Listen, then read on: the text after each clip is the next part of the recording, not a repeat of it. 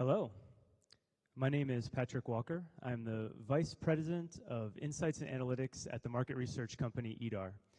And what we do at EEDAR is we compile and analyze as much game industry and game market data as we can to help our clients make better business decisions in the games industry. This is a really fun time to be talking about VR because for the first time, we actually have data on VR.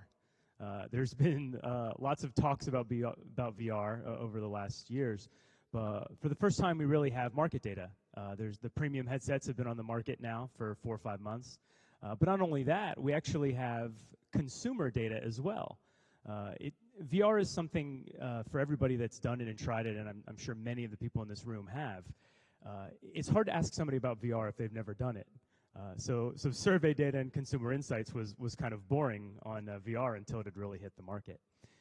So today I'm going to present consumer data. We've been asking consumers about VR and data on really how it's doing 4 and 5 months in after the premium headset launches of the Oculus and the HTC.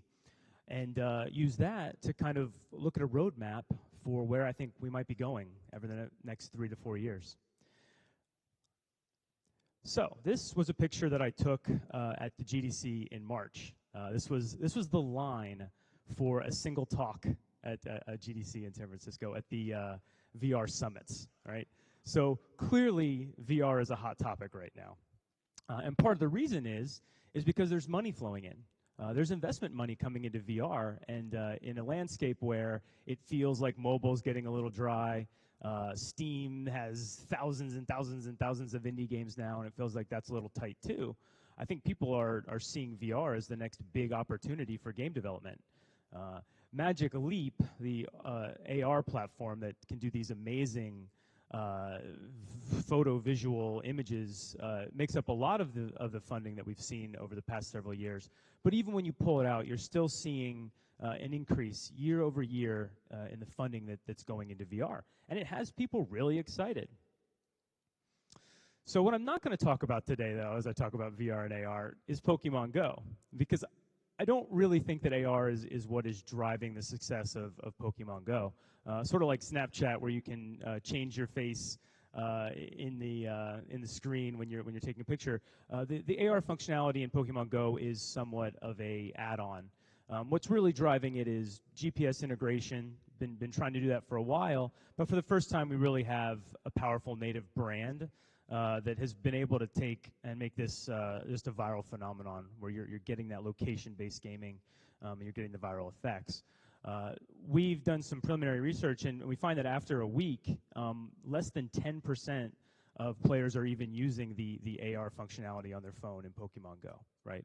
So I do think that it's a really exciting movement in mobile games. I think that there's a big leap between Pokemon Go and what they're trying to do in augmented reality on some of the other headsets. So even though I think it's a really exciting time in games with Pokemon Go, it's not where there's a lot of data in AR and not, I think, kind of where we're going next with AR. Part of the reason is when you look at the price of headsets right now, you see in the middle there with the Oculus Rift and HTC Vive, these are already at a price point where they've been having difficulty penetrating the market in big numbers, as I'll talk about today. Then you look at the augmented reality development headsets out there, and I guess the Google Glass was actually a consumer version. These are thousands and thousands of dollars, even more than that, right? And Magic Leap's not even priced yet. So we're really at a point where VR is starting to hit the mainstream consumer market. We have data on it. We can start to think about what the roadmap to a consumer version looks like. We're just not there with AR yet. It's still going to be a while. All right, 2016. This was the year where VR hype finally had to become VR reality. And one thing that was really telling and quite funny was Zuckerberg, because right after Facebook bought Oculus for $2 billion in 2014, which is I think in his Q3 earning calls, Zuckerberg said, oh, well, Oculus Rift, for it to be successful, it has to do 50 to 100 million units. That's what he said. I think probably that when he said that, he hadn't done research on how many computer systems were out there that could handle Oculus Rift.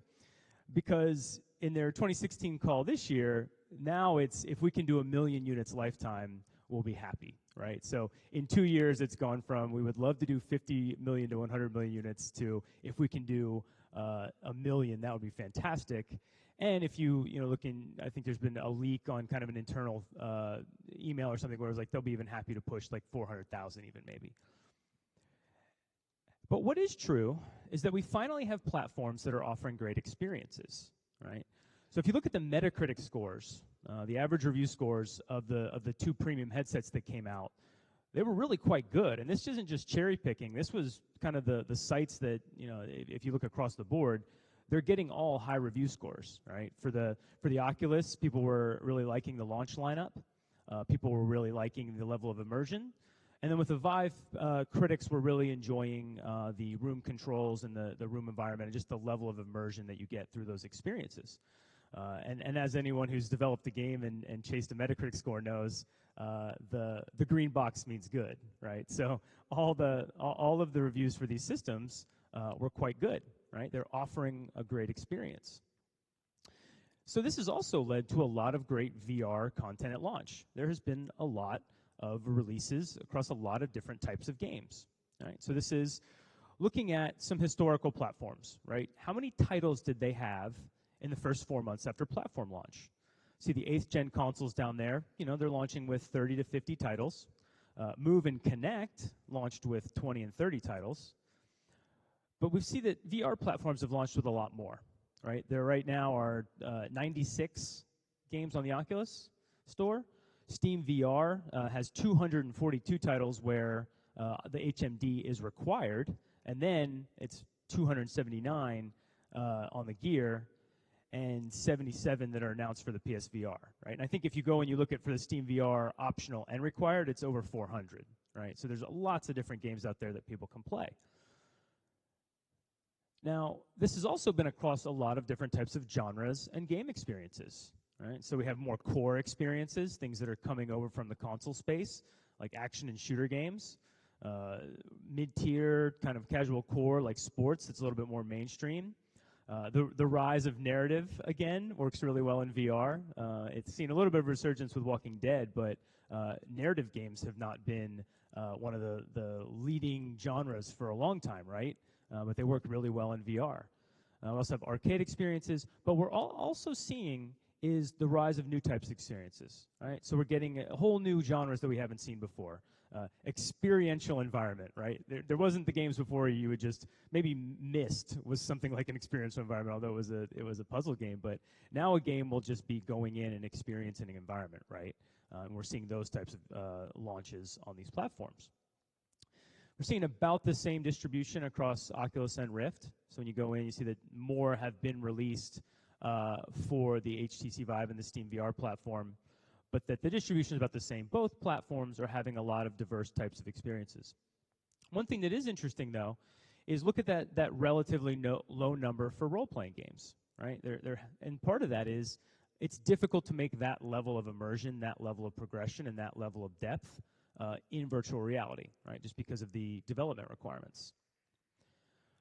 But what we're seeing is that the content does, for the most part, match what people say that they want, right? So we do a monthly tracker called Player Pulse each month, and as part of that, a lot of the data that I'm going to show today comes from what people are saying about the content that they want. This is virtual reality owners, those early adopters in the market. About half say they want previous games experiences, and half say they want these new experiences. And when it comes to genres, they mostly endorse that they want these traditional genre experiences, the core experiences, right? The shooter and the racing and the stealth action. Notice in the headline of the title, I emphasized in italics what they say they want, right? What people say they want. VR is one of those great platforms where we don't really know what we want until we make it, right? Because it's a whole new visual form, and there's totally different rules that we haven't had before. So then the question is, there's lots of content, like I said, and it's diverse, and it's across a lot of different types of experiences, but is it the right content? Is it the content that people want? Well, the critics have been positive, right? If we look at the average review score of the games that have been released, we see that it's rivaling previous platforms that we've seen, right? So even the Connect and Move, it's higher than that, and those platforms were, some people thought that the content wasn't great on those platforms. The number of reviewed titles is also high. The Connect and Move are really interesting to think about as parallels because they actually did really well from a hardware perspective. If you look back, they pushed 15 million PlayStation Moves, they pushed 24 million Kinects, but they never found the right software. Right? What was the defining Move experience? What was the defining Kinect experience? What's going to be the defining VR experience, right? And when we look and we say, all right, well, of those games that have come out, which ones reviewed higher than an 85, right? So the compelling killer app experience for the platform. If we were talking about PlayStation 4, Xbox One, we would say, oh, that was Grand Theft Auto 5, or that was Fallout 4, or that was Elder Scrolls, right? That was a wonderful game. It really took advantage of everything that the platform could be from a level of immersion. We haven't had that yet, right? Nothing has scored higher than an 85 on a review score for the games that are being released on these premium platforms. So there are a lot of experiences that are pretty good, but so far there hasn't really been any game that people are like, oh my gosh, you have to try this as a game. Other than just people are like, oh, you have to try VR, just because VR is so compelling as an overall experience, right? And that's even with kind of a similar number of reviewed titles, we're just not having many that are that high in score. The other thing is that these initial premium VR units have been priced outside of most people's price range, right? You have $600, $800. When we look at what people say they're willing to pay for VR, we see that, at this low end, this is a graph showing the percentage that say they would pay that amount of money for people that want to buy VR. They've said, I want to buy a premium headset, right?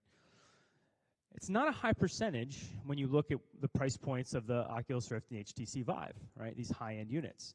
What gets interesting, and I'll talk about more later because I do think that there's an opportunity for the PlayStation VR to be a mainstream unit, we see that we start to get a decent percentage. On the lower end, where we have a lot of people that are interested in buying, we have the Google Cardboard at $15. We have the slightly more premium versions of that you slot your phone into, something like a Merge VR or an Immersion. Those are, $30, $40, $50, $60, $70. And then we have Gear VR, right?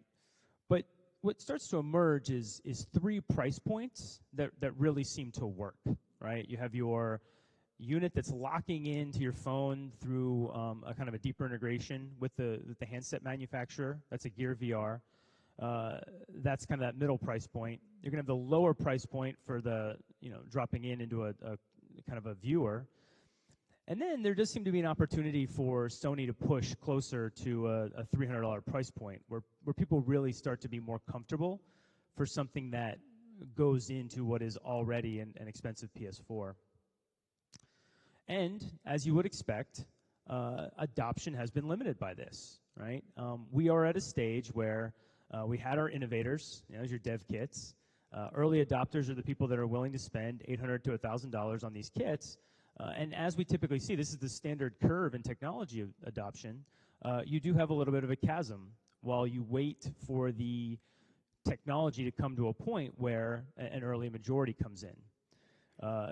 As I'll talk about, this may be PlayStation VR, this may be mobile VR, but getting across that chasm and past the low install bases of the premium VR headsets, the PC headsets, and moving in to a more mainstream consumer system is the next step that we need to take as an industry. And when you look at it, this is using from our player tracker that we look at in North American Gamers every month. Last month we had 38.3 million gamers that were like a monthly active user of some type of game on PC. And that's, if you think about, okay, of those owners, there's 14 million PlayStation 4s in the United States, and there's 12 million Xbox Ones. But there's 38.3 million gamers. That little dot is people who own a high-end VR set, right? So when you're making one of these games, you're only pushing to a couple 100,000 units at this point, right? So you really need a high attach rate and some compelling content. But the cool thing is that these are very heavily invested gamers, right? So if we look at the spends across the full year of these types of gamers. So this is a active mobile gamer, right? And these are showing, the bar is showing how much they spent on mobile games over the course of a year. The dot is showing their average weekly gaming hours on their platform, so on mobile. What we see is that if there's someone who's bought a Gear VR, they're a higher spender, right? They're a more invested gamer. It makes sense because they're buying a headset, right? They're spending $99 on this hardware. Similar thing that we see with a console PC gamer, right? Spending $166 across the course of the year. But if they're a VR owner headset, if they've bought an Oculus, if they've bought an HTC Vive, they're spending a lot more across the course of a year. They're also gaming a lot more hours. The spend makes sense, right? Because they have the disposable income to spend $600 on $700 on a premium HMD. So it makes sense. What's interesting is if we look at the demographics, right? So this is an XY plot where percentage male is on the x-axis. The average age is on the y-axis. We see that it's a more core gamer profile, right? Where you're slightly more male and younger if you've bought a headset. Mobile gamers, as we know, it's brought tons of diversity to the market. It's brought lots of gamers that weren't previously gamers before, more casual audience. What's interesting is that the people that have bought mobile VR actually look more like your traditional core gamers, right? So it's buying a VR headset as a mobile phone owner is much more an act of kind of someone who's into gaming than it is to someone who's into mobile gaming, which kind of makes sense because a lot of what drives mobile gaming is free-to-play business models, more casual games, things like Candy Crush Saga. So this pattern of demographics actually makes sense. Now, although there's only a couple 100,000 people in the United States that are accessible through premium VR content, the cool thing is that there's actually a much larger group, right? So if we say 38.3 played a console or PC game last month. So one thing that Oculus and HTC have done a really good job of in Gear VR, and Facebook really, because I think when Facebook bought Oculus, that made everybody pay attention. In some ways for the good of the industry, and in some ways bad, because I think that a lot of the hype cycle was probably driven by a $2 billion investment by Facebook, right? Then now they come out and say, oh, it's a 10-year plan, right? So maybe people just need to be a little bit more realistic about what the time frame was on that. But there are 7.5 million people of that are willing or want to buy one in the next 18 months, right? So there is a big group that wants to participate. So if you see that orange is the people that already have it, there's a lot of people that want to come into the market and are really excited about it. And this is important because they're also heavily invested gamers as well, right? So they're spending $222 a year, so their spend is less, but they're actually gaming more than the people who are the owners. They're more invested as a gamer in terms of time, even though they're less invested as gamers in terms of spend, which actually makes sense because they haven't bought a really expensive headset yet. So one thing that's really exciting about the PlayStation VR coming out is that it has a console install base, right? One of the reasons that a $50 to $100 million or million units of the Rift was a little bit unrealistic is there's just not that many high-end video cards out there. There's 45 million PS4s by this holiday. It's at like 42, 43 now. There will be 45 by the end of the holiday. If 5% attach, and you've already moved a couple million units. Let's compare that to estimates on how many video boards there are out there that can handle a Rift, that can handle an HTC Vive. The 5 to 10% attach puts you kind of where analysts expect the end of 2016, early 2017 numbers to be, where there's 300 to 600,000 of these units out there. And when we look at the Steam data, right, when we go in and this data is from our Steam Pulse service, which is similar to Steam Spy, if you guys use that service, it uses a similar methodology to get at the numbers. If you go and look in at the average ownership of the Steam VR games, you see that the most owned games, right, so this isn't sales, this is ownership, the most owned games are at about 100,000 units right now. And when you pull out a little bit of numbers from what was moved through the dev kits, it does give a pretty good estimate of about 100,000 HTC Vives in the market right now. And you can see that, if you go outside of the top 10% and look at all, it's quite a bit lower, where it's either 39,000 for free games or 9,000 owners for paid games. Games that have done well that are paid, you seem to be making about $1 million, because the price point right now, oh, there we go. This is for pricing. The price point right now that works really well is in the $20 range, right? So if you look, this is the number of titles that are released at each price point for paid games, and then the average number of owners at each price point. One nice thing about this market, it is not shaping up like mobile, right? Mobile's been a dramatic push to the bottom, right? With $5 content, then it was to $1 content, and then everything was free, and it was free to play, and the premium games died, right? The higher end games, the higher end price points are holding up to lower end price points. And when you look at the amount of hours that people are playing on these titles, people are willing to pay $20-30 for several hours of content. There will be a small minority that might complain, but generally the user reviews will still say pretty high on Steam. So this is a comparison of 3 or 4 of the popular Steam VR titles versus 3 AAA titles that released around the same time. So all of these titles were released in April or March of this year, right? So they've been on the market for 5 or 6 months.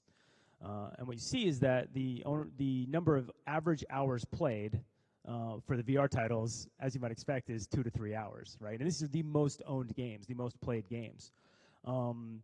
Compared to something like a multiplayer game like The Division or a really great solo RPG like Dark Souls, way, way less number of hours, right?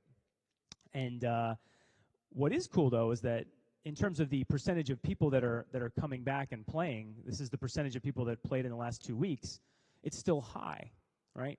So what you're seeing is kind of what we think the VR market is right now. It's great experiences that you want to show off to other people, but less in-depth, engaging content that you spend 30, 40 hours with, right? But people are coming back and showing it off over and over again, so you are seeing those high number of logins.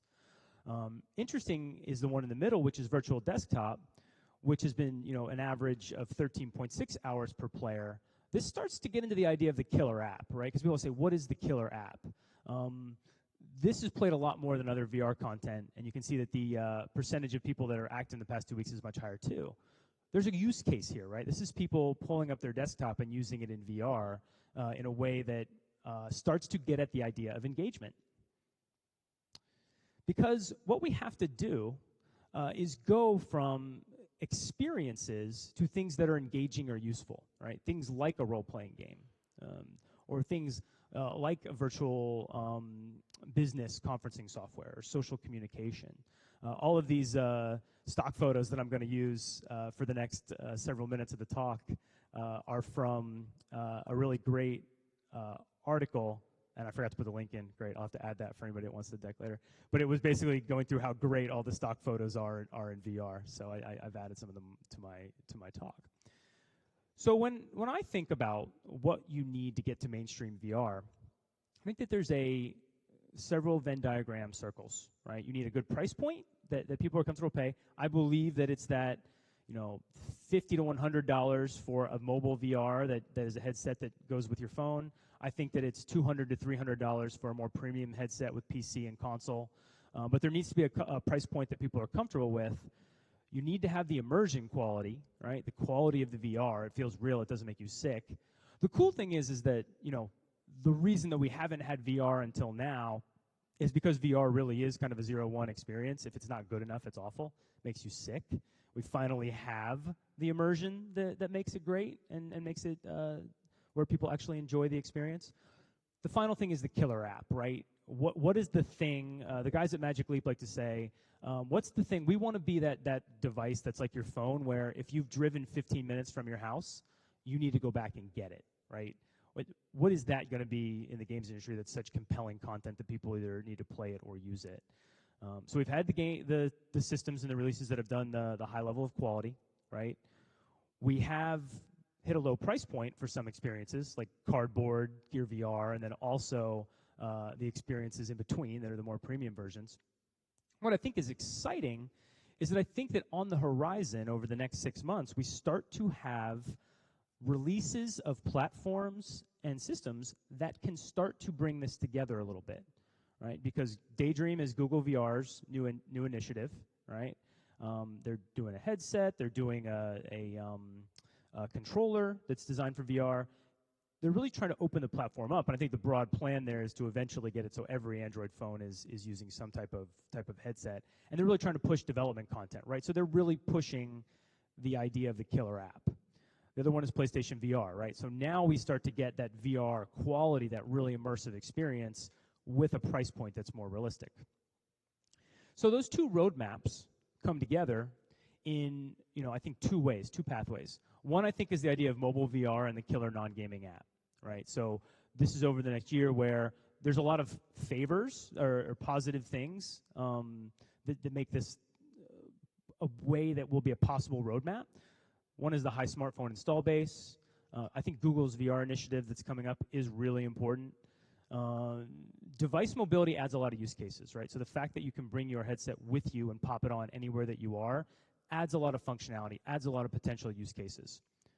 Now, the issues are mobile GPUs lag PC by 5+ years, is my understanding. There's probably technical people in the room that can confirm or tell me if I completely don't understand the GPU market.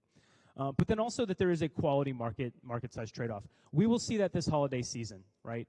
Gear VR is making new Gear VR. It requires a high-end Samsung phone. There will be a lot of retail pushes of headsets through places like Walmart that can work with any smartphone, right? That's going to get in the hands of a lot of people in the United States just because they could just grab it. Final minute, I'll push it home. So you're going to, there's a quality trade-off there, right? There's a quality trade-off there. The other thing is Apple's wait-and-see approach. Once this becomes a thing, Apple, who waits on hardware, when they come in, then you have the full market, right? But they're going to basically see when it becomes a thing, and then they'll try to make their great version of it. I think that PlayStation has the opportunity to make the killer multiplayer social game, I think with RPG mechanics. And I think this because they're in the living room, it's a standardized experience, and you have that really high PlayStation 4 install base. The difficulty there is that it's tough to keep it up with the PC. And then I have one more slide, so I know I'm coming down to my time. But what does this look like as a roadmap if we talk about those two initiatives and where they can go? So we have through 2016 and through 2020, that's the next 4 or 5 years. I think that this fall, PlayStation VR will have a successful holiday launch, and that's going to be driven by experience sharing. If you have a PlayStation 4, it's not that much money to buy a PlayStation VR and show it off to your friends, right? $400 to throw awesome parties. Then we'll see price cuts, bundles, I think better games, which will drive the attach rate up. Then through the second half of 2017, I think we start to see mobile VR explode because you'll start to get better use cases, right, because of these development initiatives. I think that once Apple decides to enter the game, that'll be another thing that pushes us to mainstream VR. I think that they will enter the game when they see this become something. And then finally, that will bridge the gap to our GPU advances, right? And that's when we kind of get the rise of PC AR VR. And I am wrapping up right as I'm coming to be dragged off the stage. So that is my talk. I do have the slides available for anyone. They can email me. No time for questions, unfortunately, but find me afterwards. It's going to be a fun fall for VR. Looking forward to it with new launches. Thank you so much.